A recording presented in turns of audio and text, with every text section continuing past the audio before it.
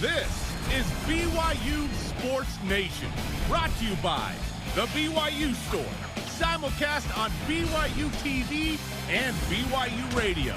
Now, from Studio B, here's Spencer Linton and Jarom Jordan. BYU Sports Nation is live, your day-to-day play-by-play in Studio B, presented by the BYU Store, official outfitter of BYU fans everywhere. It is Thursday, October 14th. Thanks for being here. I am Jarom Jordan, teamed up with the man in Spencer Linton, who is already scouting out Big 12 sites. He is live from Waco, Texas, outside of McLean Stadium. Spence, what's up, man? How's Waco?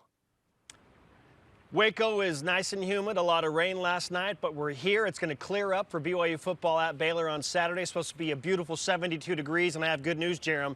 I've located the weaknesses from the Baylor Bears football team in something known as McLean Stadium behind me. There are apparently two 10-yard areas at the end of about a 100-yard football field that if BYU gets into on a regular basis, my friend, then victory is imminent. It's that simple. So just tell the team. All they got to do is get into the two end zones. We paid you for this insight. And yes, McLean Stadium, yes. I say yippee-ki-yay, right? That's what I say to that. Your trip was shorter than Hal and Philly's in the BYU equipment truck, which brings us to the stat of the day.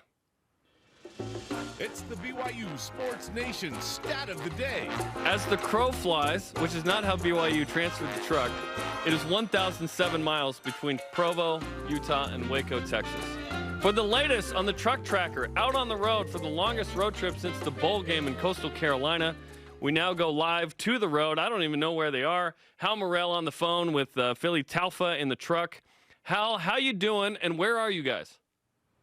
We just hit the Texas state line in Glen Rio, Texas. And how's it going? It's going well. We've had good conditions. The weather's been wonderful. And traffic's been light, so it's been good. This has been the longest trip, obviously, since Boca Raton and Coastal. So what's it like to get back out on the road for a trip longer than Logan and Vegas? This one's really fun for me because all 6 of my grandkids live in the Dallas area. So it'll be a chance for me to get to see them. And Waco's a great place, and Baylor's got a good team. It should be a great game this weekend. Absolutely. So looking forward to that. That's exciting with all the grandkids. That's awesome. Can Philly just give us a holler? Can we hear from Philly real quick? Hi there. Hey, Philly, how you doing, buddy? Good, how are you? Great. Stay safe, man. Thanks for joining us. Good to talk to you. Good to talk to you, too. Thanks. Okay, Philly and Hal, we appreciate the time. Safe travels, boys. Thanks, guys. See ya. Okay, that's Hal Morrell and Philly Taufa from the truck. That's how we roll on BYUSN. We're just checking in with those guys, and they just crossed into Texas, which is awesome. It's beautiful. Those guys don't get enough credit, Jarom. I'm glad whenever we can shine the spotlight on the truck tracker. It shouldn't just be a Coastal Carolina thing. I'm glad we brought it back for the trip to Waco. Yep, safe travels, and Philly and Hal, they're the best, man. They're great. Okay, good stuff. No one else is bringing you that today, I can tell you that.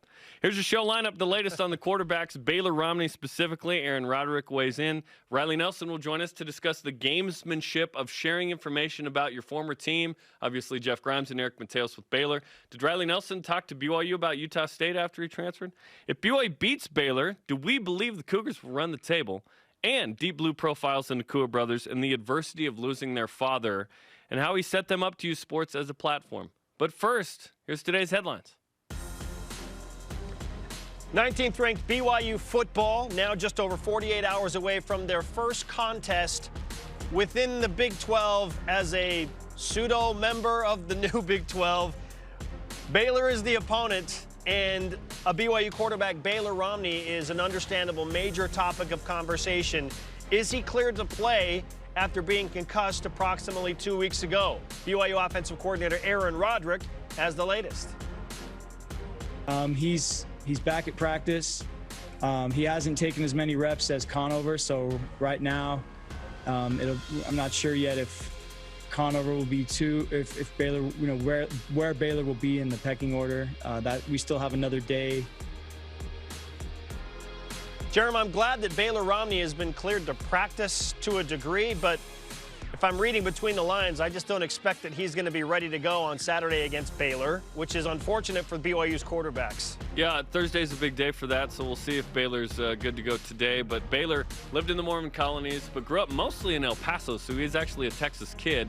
Be fun for him to be ready for this game should he be needed. Okay, headline 2, number 8, women's volleyball plays at 14-2 LMU tonight. That's a big game. LMU's pretty good. Cougars have won 9 in a row and 27 sets in a row. BYU women's basketball picked to win the West Coast Conference. According to the preseason coaches poll in the WCC, BYU has 3 players, Shaylee Gonzalez, Lauren Gustin, and Paisley Harding on the preseason all-conference team, the most of any school within the West Coast Conference. That's pretty nice. Gonzaga doesn't return a ton of pieces. Just had the one player on the list, but preseason pick, I agree with it. I think BYU women's is going to be a fun team to watch this year. Elijah Bryant back in Salt Lake last night, 6 points in 13 minutes for the Bucks in a loss to the Jazz in preseason NBA play. How about more Cougars in pro hoops, specifically Brandon Davies and Barcelona pull off a 79-78 overtime win over Olympiacos. Davies scored 10 points, had a couple of rebounds, 2 assists. His team have now won 9 consecutive games. They're rolling. Yeah, women's volleyball and Barcelona. How about that? 9 in a row.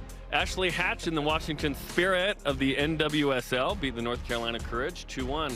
Hatch, one of the leading goal scorers in the league still. Jarom Matt Norlander of CBS Sports has ranked all 358 college basketball teams. How long did that take? Maybe I don't even want to know. What I do want to know is where BYU is in that list, and the Cougars coming at number 36. Not surprisingly, the Gonzaga Bulldogs, well, you guessed it, number 1. Good for them. Good for them. All rise and shout. It's time for What's Trending. You're talking about it, and so are we. It's What's Trending on BYU Sports Nation. What's Trending is presented by Bodyguards, protection for a life worth living. Learn more at bodyguards.com. 5-1 BYU, 5-1 Baylor, number 19 BYU, unranked but just out Baylor. Baylor is a 6.5-point favorite in this game. Fun matchup, toughest game left on the schedule, we think. Spencer, if BYU beats Baylor, will the Cougars then run the table? Jarom, this feels 100% like an emotional turning point game for the remainder of BYU's season. So if the Cougars pull off the quote-unquote upset, then the good juju returns to BYU, and they need it. If they lose this game, all of a sudden BYU's staring at back-to-back losses, one at home to Boise State, one to Baylor, and the Cougars have to go to Pullman, Washington, where Washington State is playing much better football. What if the Cougars beat Stanford this week? And I'm talking about the Cougars in red, and they're 4-3, and they've got positive momentum while BYU has back-to-back losses. Things could go south in a hurry. It could get really weird for BYU. So this is becoming, the more and more we talk about it and think about it, a massive game for BYU in terms of flipping the page and trying to get something positive going. Now, if BYU loses this game but plays good football, and they play as close to a complete football game as they have all season, and Baylor just makes one more play, then that's a little bit different. But if BYU gets run out of McLean Stadium, for the record, I don't think that's going to happen. And I know you're worried about the Cougars potentially running into a 2015 scenario like they faced against Michigan. I feel like this is a much different BYU team. They're physical. They should be equally, if not more physical than Baylor. But if BYU gets run out of McLean Stadium, heaven forbid, things could get really weird emotionally. So I feel like, yeah, if BYU somehow figures it out and they get it done in Waco, homecoming week, it's going to be a raucous crowd, 45,000 sellout. It's a huge deal down here. So if BYU can beat the crowd and they can beat their own mental funk that would exist after losing to Boise State, then they could absolutely turn things around. If they beat Baylor on the road, why would they not beat Washington State on the road? And why would they not go home in an emotional game against Bronco Mendenhall and show up ready to go? And just like that, the Cougars are 8-1 and 6-0 against Power 5 teams and probably ranked back in the top 12 of the AP poll. Massive emotional swing game here, Jarom. My only comp with 2015 Michigan is not the result on the field. It's that BYU is ranked against an unranked team and an underdog. That's my only comp on that, so we're clear. I think if BYU wins this game, they still probably lose a game somewhere. You're certainly right. If they win in Waco, why can't they win the rest of the game? No, they totally could, and they might. but there's a 3% chance of doing so still, according to ESPN FPI. It's just super low.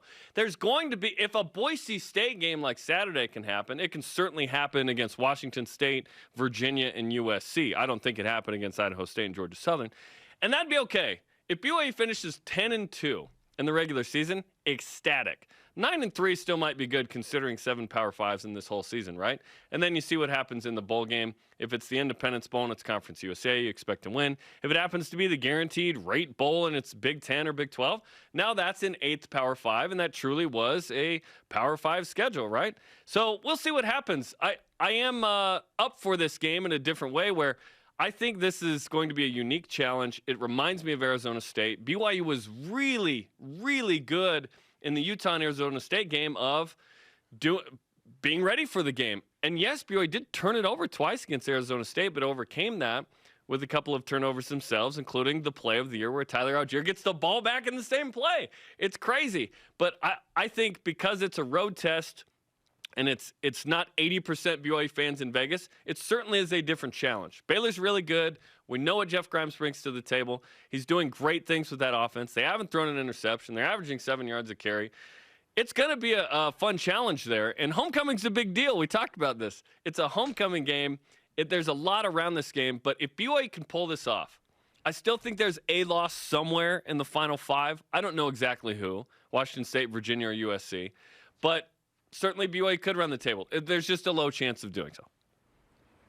Sure. I wonder if BYU wins this game against Baylor, then what does the percent chance, according to ESPN's Football Power Index, increase to of running the final 5 games? Because as you pointed out, 5%, then they have 8%. defeated the toughest team remaining on the schedule. Yeah, BYU had an 11% chance of starting the season 5-0, which they did. So does the percentage jump back up to greater than 10%, 11%, 12%?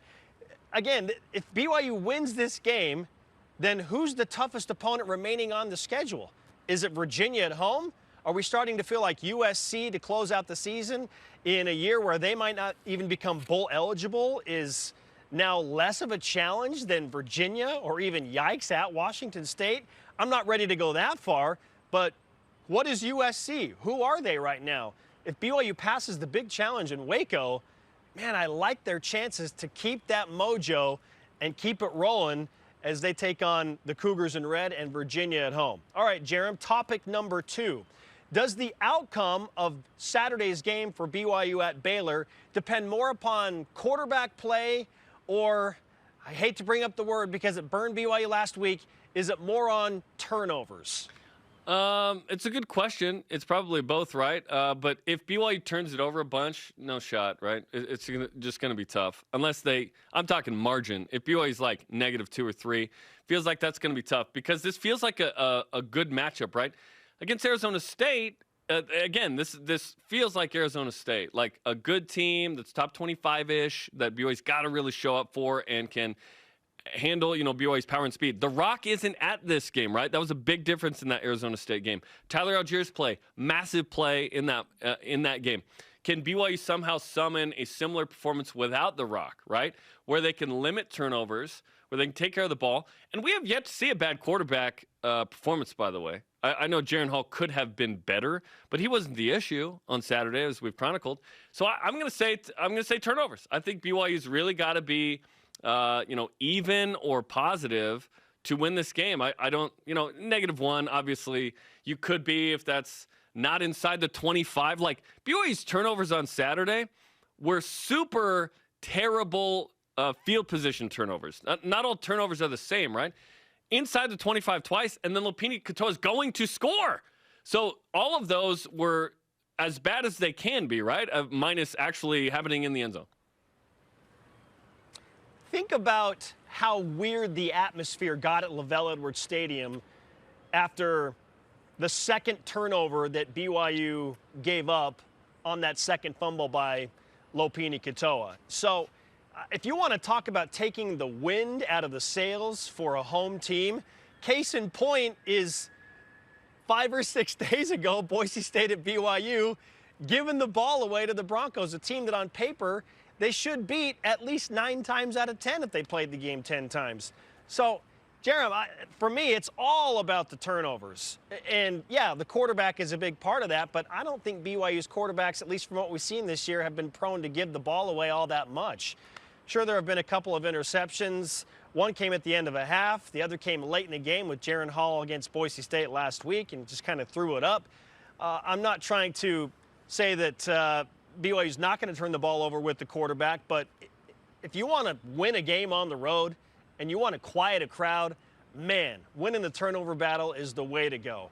And if the Cougars are going to beat Baylor at McLean Stadium, then they have to be within at least one, I think. If they're -2, I do not see a scenario where BYU can be on the road against this well-coached of a team who knows BYU very well because of Jeff Grimes and Eric Mateos, and they'll know the tendencies of Aaron Roderick to a degree. I mean, if BYU is anything worse than -1 in the turnover category, I just don't see a path for them to win this game on the road, homecoming for Baylor, raucous environment. So, yeah, quiet the stadium, win the turnover battle, make things weird on the road, and hopefully BYU can sneak out of Waco at 6-1 and moving up the rankings. That'd be incredible. That'd be a really, really nice win, and you stack it right against Arizona State and Utah as some of the best wins this season. Well, Utah then Arizona State. Garrett, question of the day. Does the outcome of Saturday's game depend more upon quarterback play or winning the turnover battle? Let's hear from you and Voice of the Nation. This is the Voice of the Nation on BYU Sports Nation. Spence, 2 days in a row for BYU Forever on Twitter, or 2 of the last 3. Not bad, right? Winning the turnover battle. If you tell me that our quarterback, regardless of who it is, will have an okay game, I still like our chances. If you tell me we will lose the turnover battle, I'm very nervous. Go Cougs. It's a great point, Spence, because we've learned that this team is good. It does need the turnovers to influence the game in that way. Certain teams don't have to be positive in margin and still win. Recall 2016, BYU at Boise State is +3, still loses. BYU is, plus, what was it, 5 or 6? I'm trying to remember, against Utah or vice versa, and still lost. Like, sometimes that's not everything. You can overcome it with a very good defense or very good offense. I think BYU is good all over the field to very good, right? Hopefully, BYU doesn't have to deal with that and can aid itself by not coughing it up and gaining a few possessions. We'll see. It kind of felt like every turnover that BYU did not commit in the first 5 games all kind of came out against Boise State with the boy. So they saved them up for Boise State. Hopefully, they're out of the system. And BYU beats another team that we think is going to finish with 8+ wins, and they get another one of those quality wins on the schedule.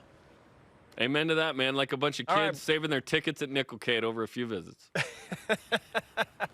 Let's keep it rolling, brother, with this. Zach Wilson apparently has a massive fan base growing across the pond. What's the deal? We'll update you. And Riley Nelson on his expectations for the BYU quarterbacks and the role of turnovers coming up in the big game against Baylor on Saturday. This is BYU Sports Nation from Provo and Waco. This portion of BYU Sports Nation is presented by Bodyguards.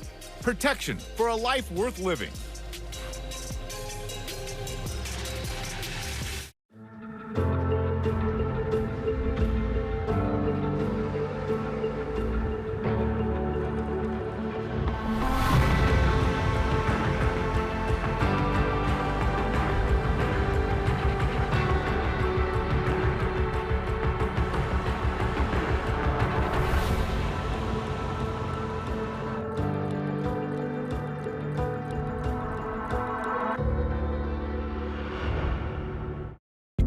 Trio Orem Senior Living believes in empowering seniors to live life to the fullest. We help eliminate stress out of daily life when you live at Trio. Less time focusing on housework means you can socialize at one of our many events, with safety in mind, of course. And did we mention our spacious apartments with modern amenities? Learn more about setting up a private tour at trioorem.com. On the basic level, we offer transportation. We carry 4 wheels, tailgates, and a place to rest your rump. Beyond that, we provide adventures, opportunities, and jobs well done. So perhaps our favorite offering is our full line of trucks. including the new Nissan Titan. Right off I-15, Tim Daly Nissan Southtown and the popular full-size Nissan Titan. Think Nissan. Think Tim Daly. This is BYU football with Kalani Sitake and Greg Wrubell. When I was younger, I was a better dancer. Don't show any more dancing. Yeah, okay, good. I think we've developed some really good habits the last couple of weeks and looking to step it up again. A lot of great things can happen when they care. Not bad. That's good stuff. Hey. Yay. Yeah, thank you for ending on that one. That was a good one.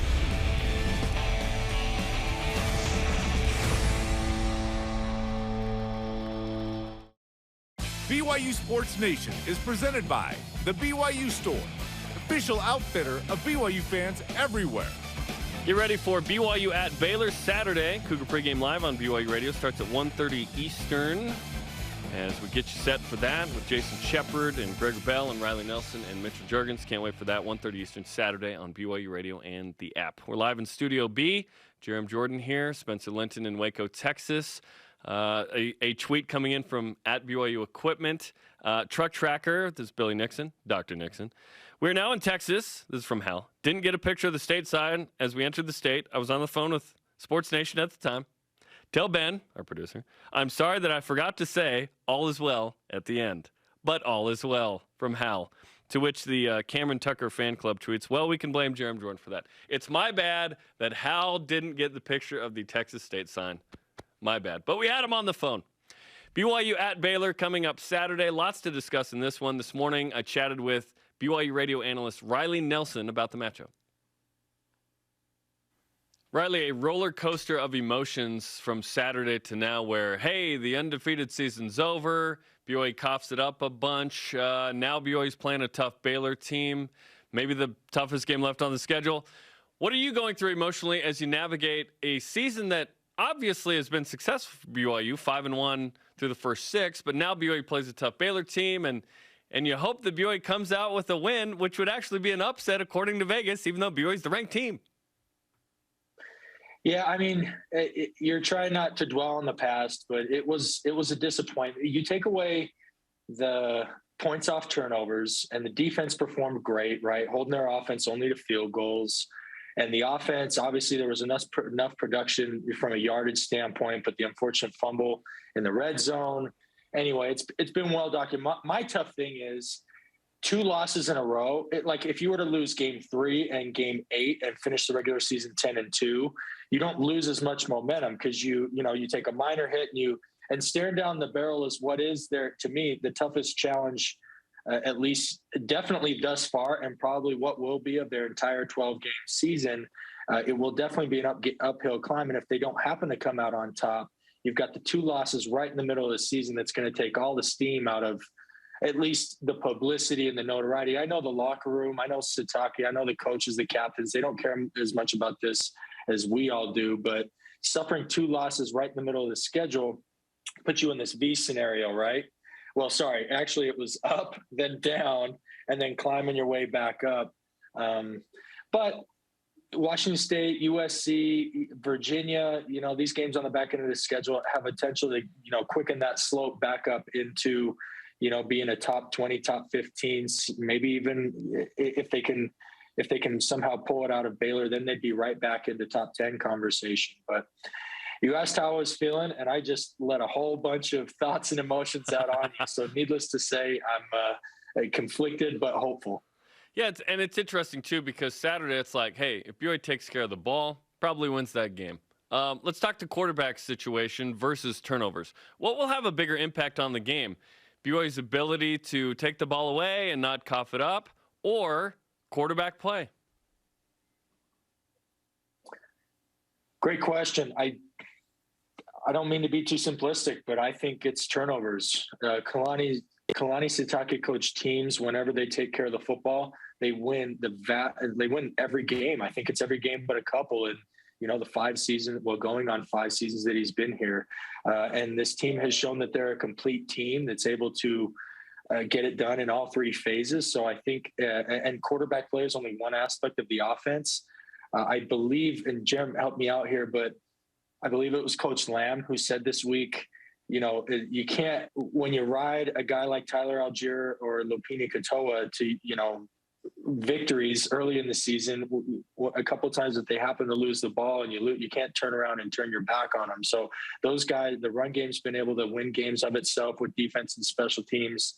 So long answer, but the short answer is it's turnovers over quarterback play, because I think the rest of the phases would be able to overcome a potential lackluster in quarterback play, which, by the way, there hasn't been. I mean, there's been some games where the quarterbacks perform better than others, but the floor through 6 games is still pretty high for all of the quarterback. I guess both Baylor and Jaren. Yeah, and it's super interesting that way because Jaren Hall did not run last week. He's got a rib injury. It makes sense why he didn't run. Aaron Roderick said this week, no, he's ready to go. Like, he can run now. He's good, which is great news. Baylor Romney's coming back from a concussion. Hopefully he's available Saturday, but the likelihood is that he's probably not. Aaron Roderick mentioned yesterday that Jacob Conover is actually getting more reps with the number 2s than Baylor Romney is right now. So who knows? Thursday's a big day from practice of who establishes what and when and going into the game. But let's say turnover margin's even, so it's straight up, right, with Baylor. How does BYU win this game against a Baylor team that Vegas is telling us is better than BYU? Yeah, and I think just that Vegas line, I think, has to do a lot of the fact that it's a sellout. I believe it's homecoming for Baylor, and they're coming off a big performance last week. Keep in mind, Vegas is not purely objective. They also play on the emotions of bettors. And so you've got Baylor coming off their best offensive performance last season, and then BYU coming off probably their worst. So a lot of I think in a vacuum, it's probably not 6.5 points. It's probably a little bit tighter than that, but I can also see why Vegas put out that line, because your average bettor out there, probably is parlaying the emotions from the last week performances. But if all things are equal, in the turnover margin, all things are equal, Jaren Hall, look, he needs to avoid contact. There's no question about that. I think all BYU fans, if we could have the Max Hall days back where you knew that you were going to trot the same quarterback out there for 3 straight seasons, we'd all take those in a heartbeat. And one of the ways that you do that as a quarterback is you avoid contact. But there's a difference between avoiding contact and being scared of contact. When you're injured, even if you're not consciously scared, so to speak, or consciously hesitant or reluctant, subconsciously that could potentially be there. And I think I saw that a little bit. Now, that last play of the game, he exposed his ribs, took a shot to the ribs, popped right back up. But I mean, which was great. Every quarterback's got to be able to stare down the barrel of getting popped while he's throwing the ball. But this offense, all things being equal, this offense is best when Jaren Hall is running. And I'm not talking about 13, 15 carries a game. I'm talking about what we've seen from it, what we saw from him against Utah, what we saw from him against Arizona State, which were performances about 7 to 9 carries and producing somewhere between, 60 to 70 yards. It keeps the defense honest. It allows you to pick up timely conversions in key spots in the game, whether it's third downs, whether it's, flipping. He had a couple of big runs in both those previously mentioned games of 20, 30 yards that flipped field position, led to scoring drives. So if he isn't ready to use his legs in their full capacity, then that's going to be a difficult obstacle for this BYU offense to overcome. We're talking to Riley Nelson, radio analyst with BYU Radio. You can hear him every game day calling the games on BYU Radio. Riley, when you look at BYU and Baylor and this situation with Jeff Grimes and Eric Mateos on that side, you were a guy that switched teams. So it seems like it'd be obvious that Jeff Grimes and Eric Mateos are saying, this is how we did things to try and get an advantage, the gamesmanship there. So my question is this. When you transferred to BYU, did you talk about what Utah State did because you're trying to win that game? Yeah, this is an unspoken rule specific to my situation. When I transferred, it was also a new coaching staff, so there weren't as many of those proprietary. But from a personnel standpoint, I was like, yeah, I mean, here's what I think about this guy. Here's, practicing against this guy. Here's, I think, where we can attack him. Here's where he's strong. Here's where he's weak. So I think that's going on. But it happens, and everybody understands that it happens.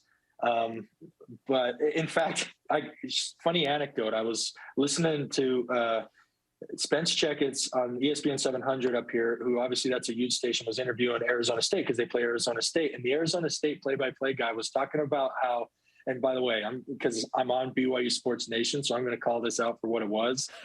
Just throwing all sorts.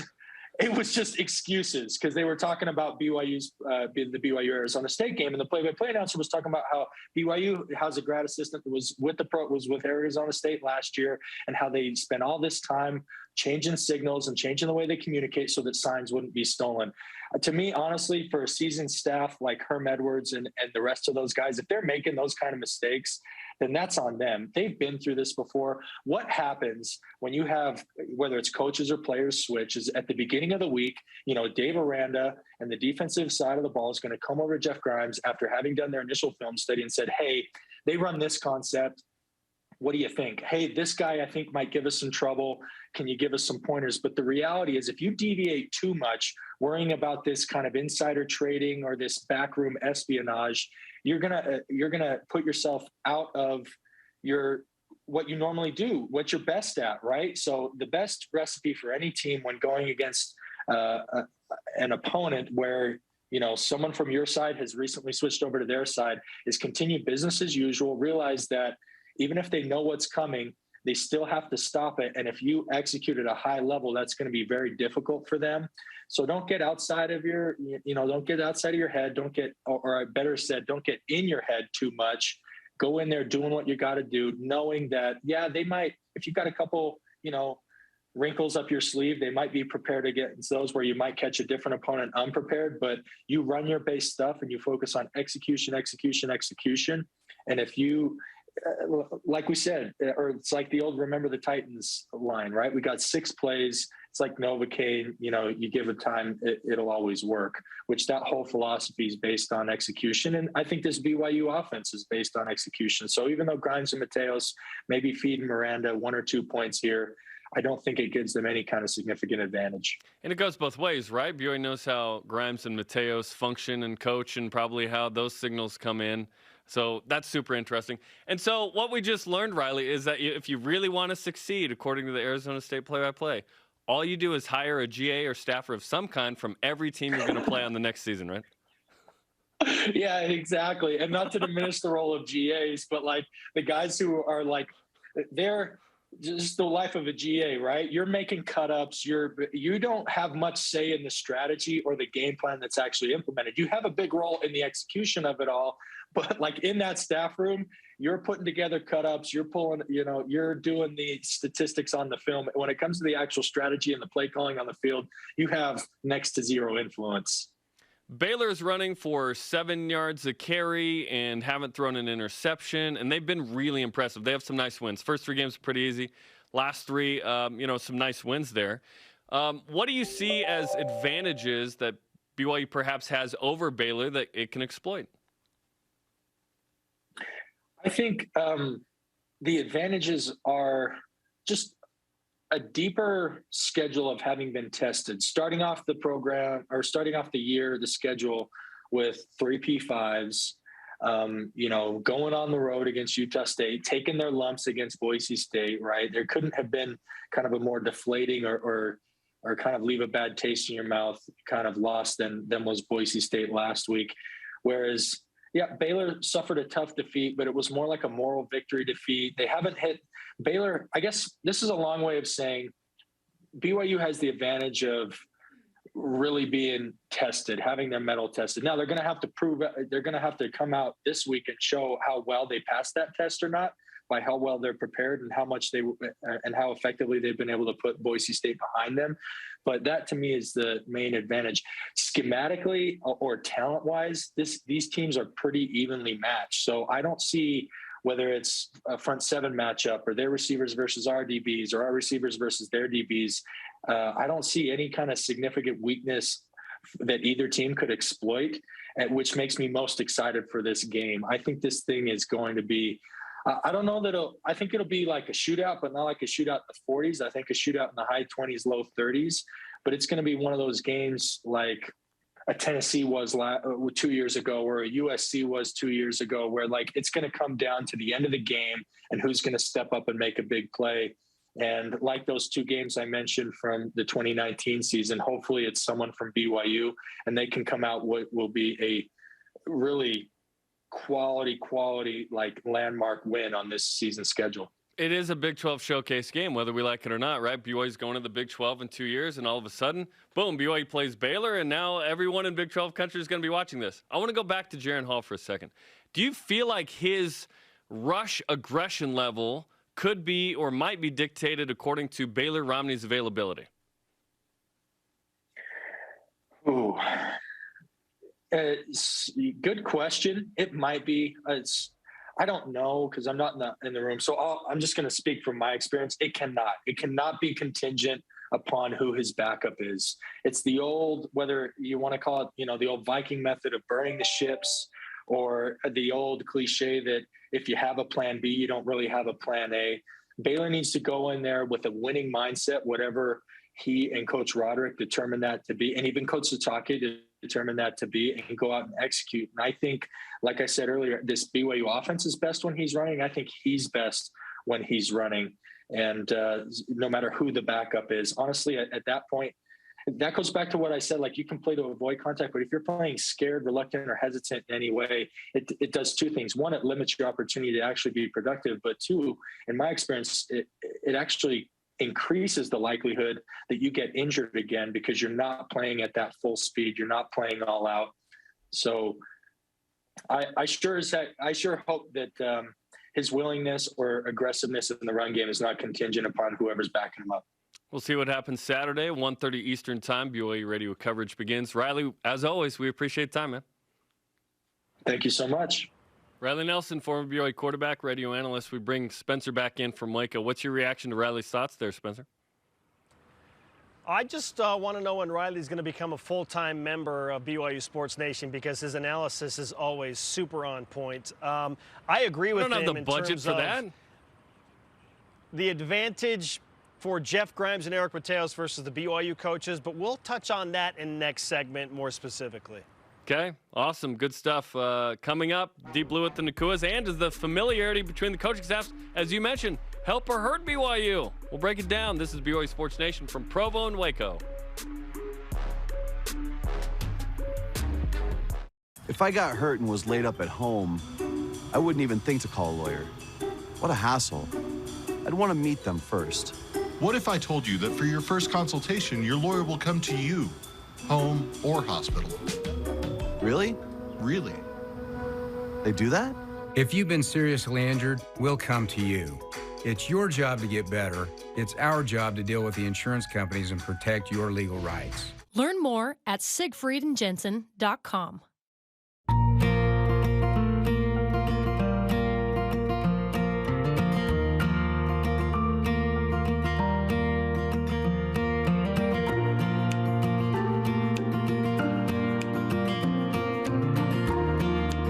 Wrapping up in a Minky Couture luxurious blanket. Getting cozy with family and friends. A gift for everyone. Minky Couture, official luxury blanket of BYU Athletics. Professor Rock here. The Food Nanny. Chandler Scott here. Samry. Hey, everyone. Hello.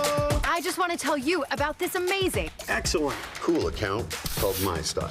My Style checking. I'm talking travel points. Gift card. Concert tickets. All just for using my account. That's My Style. So check it out. Give it a shot. Open your My Style checking account today. Familiar with the BYU TV app? Yes. I beg your pardon? Sure, it's got great original TV shows. But it also gives you access to family films for free. Wow. Awesome! So gather around, grab some popcorn, and let us do the rest. It'll be fun. Watch some of your favorite films anytime, anywhere. With the free BYU TV app. I like it. This portion of BYU Sports Nation is presented by Visible Supply Chain Management. On the latest BYU Sports Nation right now, the Cougars are giving us all the feel-good stories we need while we wait for game day. Check it out on the BYUSN Facebook, Twitter, Instagram, and YouTube accounts. He is Spencer from Waco. I am Jarom here in Provo. This is BYU Sports Nation. Don't forget to interact with the show. You can get great content throughout the day. Follow us on our social media platforms, Facebook, Twitter, Instagram, YouTube, and the TikTok. Let's whip it. Cook Whip Around is presented by Visible Supply Chain Management, tackling America's most challenging shipping problems. All right, Jarom, I'll go first. Does the familiarity between the BYU and Baylor coaching staffs help or hurt the Cougars? It's both. It helps, but it also hurts because BYU is familiar with Jeff Grimes and what he does, but Baylor's familiar through Jeff Grimes and Eric Mateos and Matt Marshall, a GA, who's on the staff from BYU to Baylor now, of what BYU does. So it's both. Yes. Trevor Matich of ESPN mentioned to us that he thinks it's advantage Baylor, and I disagree with that. No offense to Trevor, but I think it's a wash, really. Fesi Sitake and Aaron Roderick and Kalani Sitake and all those guys, there are more minds technically in the BYU room trying to scheme on what Mateos and Grimes are going to do compared to what two guys in Baylor are going to scheme on what the entire BYU offense is going to do. So at the end, it's a wash, my friend. And it's physically what is the process of the play calls coming in. They'll have to change that. BYU and Boise State was the 7th highest rated college football game last weekend with 2.44 million viewers. That's a lot, man. Largest viewing audience of the year for BYU. Was that a good thing because it was in a loss? Exposure is fantastic, but not necessarily when it's the most viewed game in the context that you just brought up. I hate that BYU lost to Boise State in front of that many TV viewers. The hype was real. The exposure was there. It stinks that BYU could not deliver the win. However, there's a bigger story at play here, and that it goes back beyond this season, Jarom. BYU is a valued commodity. There's a reason they got invited to the Big 12, that they were the first team that was invited, we think, according to Big 12 Commissioner Bob Bowlesby. They were the obvious choice. It's because they bring in viewers for every football game. The numbers bear that out. And, yeah, listen, exposure can go both ways. And BYU was the top 10 team who was trailing for the entire second half. So a lot of people were tuning in to see if BYU would hold on. How about this, Jarom? One Zach Wilson is leading the NFL jersey sales in the United Kingdom. Why do you think that is? Because the Jets played in London, but Matt Ryan's jersey isn't that popular, so it's got to be more than that. I don't know. Good-looking kid, the green pops. Maybe that's why. I don't know. So, upon some research, apparently there are a ton of New York Jets fans in England. What's their Jets problem? fans in Pick England? a better team. What's the deal? Why? Why do they like the Jets? But apparently they do. I don't know. This is from the Daily Universe. The BYU Cougars Instagram account has been taken over. The new owners have a place in the description. Quote, this Instagram account is held to be sold back to its owner, end quote. According to the Universe, the owners are asking for $1,000. The Cougars have 79,000 followers. Do we need to start a GoFundMe for the Cougars? What in the world? Somebody took over the Cougars Instagram account and is asking for $1,000 ransom fee, if you will, for the social media account? No, just make a new account. Instagram can funnel you everything that you've already posted. We live in a very advanced digital age. Like, let them keep it, shut it down, start a new account, make a better password. That's ridiculous, man. Cougars might be the best thing at BYU. They're amazing. Holy cow. All right, coming up, my friend, we are all smiles for today's Rise and Shout Out. And Puka Nacua can never stop smiling. Samson's fun too. Deep Blue with the Nacuas. If you've already seen it, you'll want to see it again. If you haven't, make sure you stay tuned for this. This is BYU Sports Nation.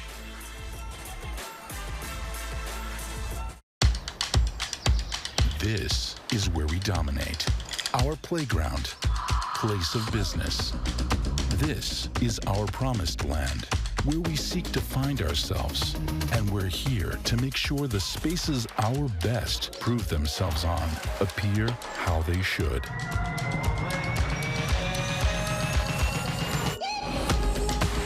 Intermountain Healthcare, official medical provider for BYU Athletics.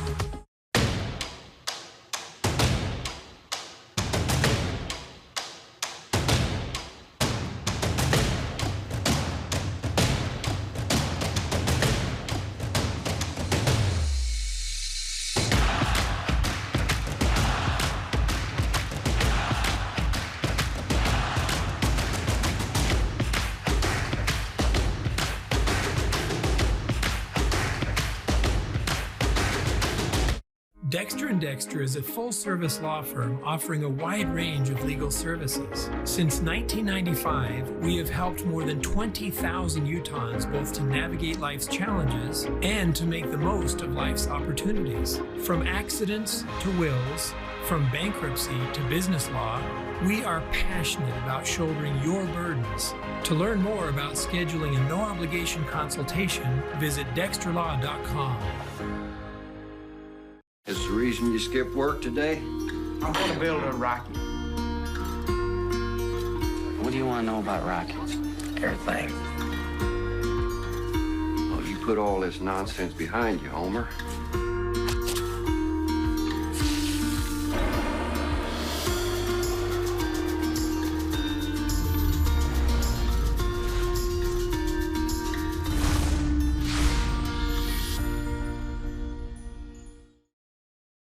BYU Sports Nation is presented by the BYU Store, official outfitter of BYU fans everywhere.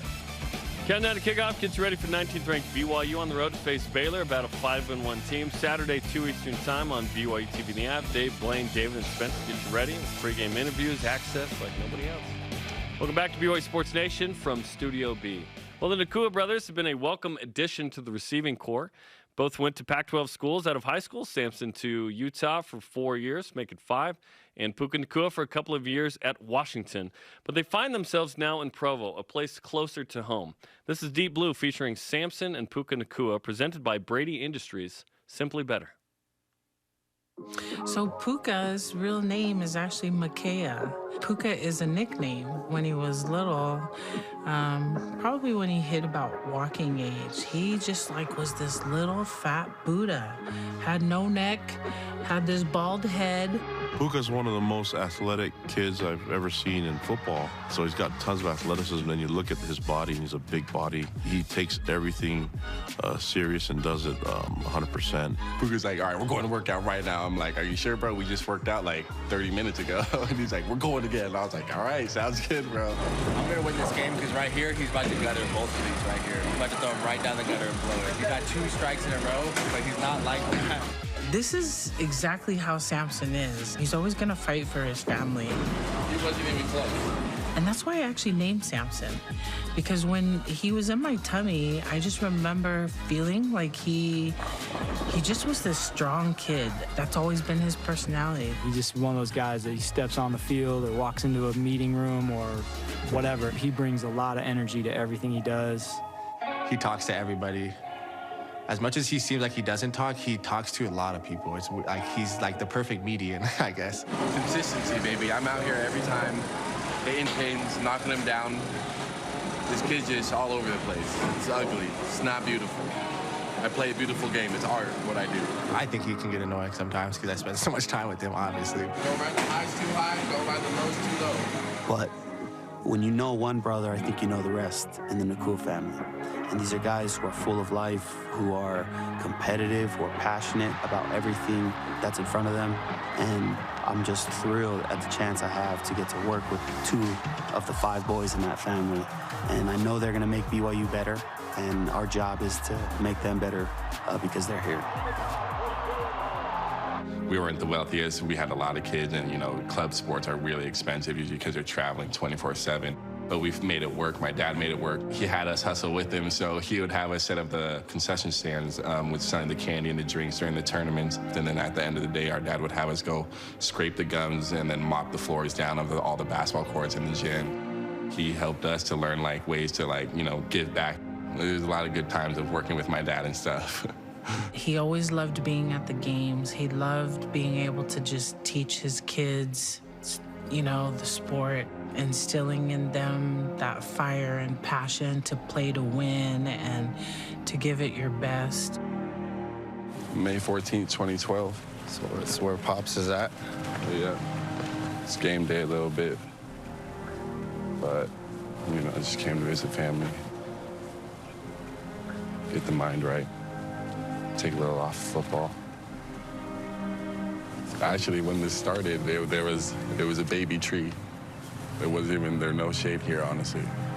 And now it's all grown up. Lionel had diabetes. He was a type 2 diabetic. As time had progressed, his diabetes just worsened. I remember him calling for my older brothers to ask him to sit up out of bed.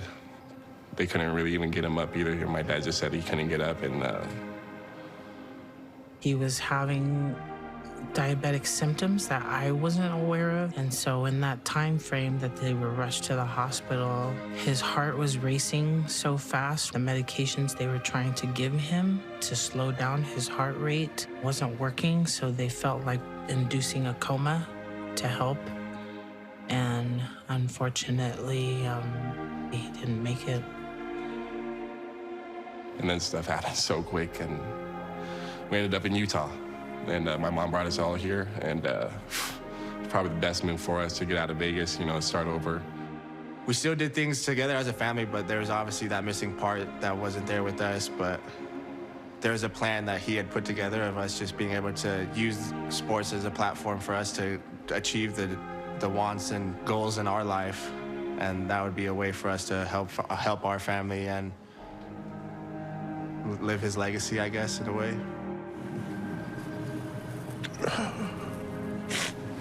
This has been a long time.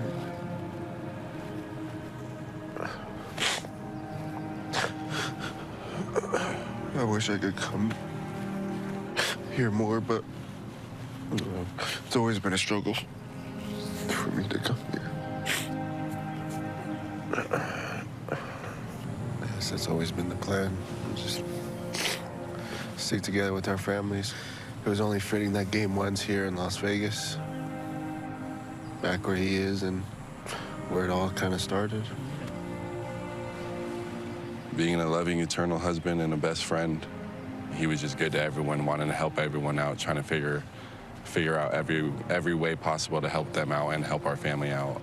Helps me when I know I'm not where I need to be, or when I'm not hitting the goals that I want to hit, is remember why I'm doing it, and the reason I'm doing it is the example that was set before me is to work hard and to take care of those around me, and that's what I'm trying to do. We can all take it for granted sometimes, and the Nacua boys definitely don't. Seeing the way that they represent themselves on the field and off the field has been really impressive for me, and it's an honor for me to be their coach.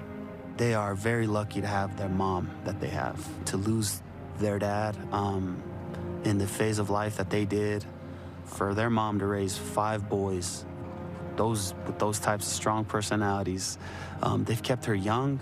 She's an angel, she's a warrior, and they're super lucky to have Benina as their mom.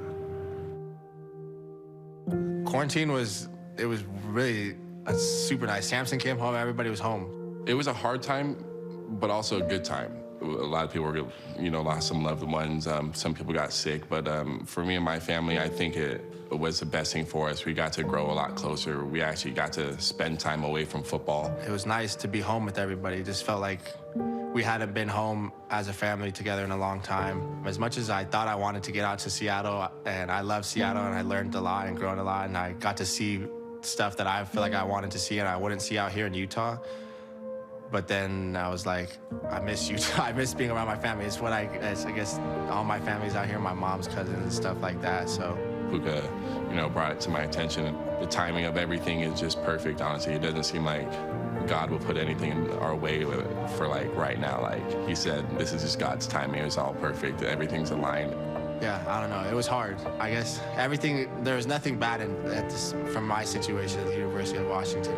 But my family's made it easier, I guess, for sure.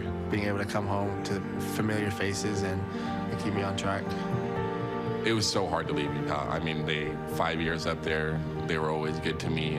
They let me be who I was for my 5 years, and I was breaking down crying, and I was like, dude, I don't know what to do. I know it's the right thing to do to leave, go home, but it just wasn't easy leaving my boys like that. And so I just followed Puka's path, just kept praying about it, find peace for an answer and stuff, and find peace within myself to see if this was the right move. And came to the decision, and we ended up here, and it feels great. It feels like home, honestly.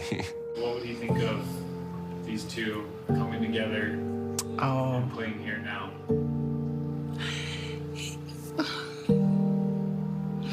He would be so proud of them. And I'm positive that he played a little part in maybe them coming here. Hi, Spencer Linton here, letting you know when your company joins the BYU team as a corporate partner, your brand can be featured in sports programming on BYU TV and BYU Radio. In addition to all of the great games, you can be part of the BYU coaches shows, place your message in Countdown to Kickoff, basketball pre- and post-game shows, and each weekday on BYU Sports Nation. We invite your team to join ours and become a corporate sponsor of BYU Athletics. For details, email sponsorship@byu.edu today. When my grandfather started this company in 1947, he couldn't have envisioned what we would ultimately become. We realized that our value to our customers is that we will be there day after day, year after year, doing whatever we need to find solutions to the challenges that they face. We are committed to be honestly better in all that we do, in every opportunity that we have to serve our customers. Hey family, if you're looking for something new to watch, stop scrolling and start streaming. BYU TV has a ton of great options to binge together. From bold adventure to family drama and even a little fun, there's something for everyone. Binge entire series, experience all the feels, immerse in non-stop intrigue, and treat yourself to unexpected turns. Think you know BYU TV? We're just getting started. Come with us to a place where new beginnings and second chances have room to grow.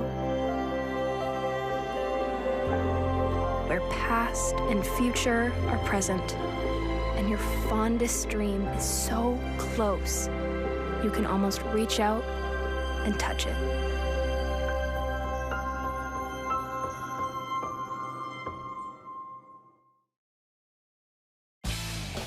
This portion of BYU Sports Nation is presented by Mountain America, the official credit union of BYU Athletics. Join us Saturday night. Number 15 BYU Women's Soccer hosts 9, 2, and 2 Pacific, 9 Eastern on the BYU TV app. And, of course, BYU TV and BYU Radio apps are free.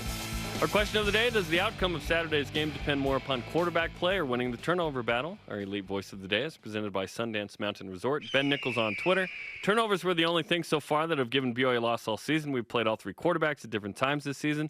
So as long as we win the turnover margin, we have a chance to win every game. The defense has an important role in all of this. Do you agree? Quiet the stadium. Yes, quiet the stadium, create turnovers, shut down the homecoming celebration. Love it. Today's Rise and Shoutouts are presented by Mountain America, the official credit union of BYU Athletics. Hard not to feel a lot when you see the Nacua's deep blue. Incredible story. Love those boys. Love their mom. That family is awesome. Amen. Our thanks to today's guest, Riley Nelson. The conversation continues 24/7 on Twitter, Instagram, and Facebook. Hashtag BYUSN. For Spencer, I'm Jarom. Shout out to Wayman Hamilton. See you tomorrow for more BYUSN from Waco and Provo. Go Cougs!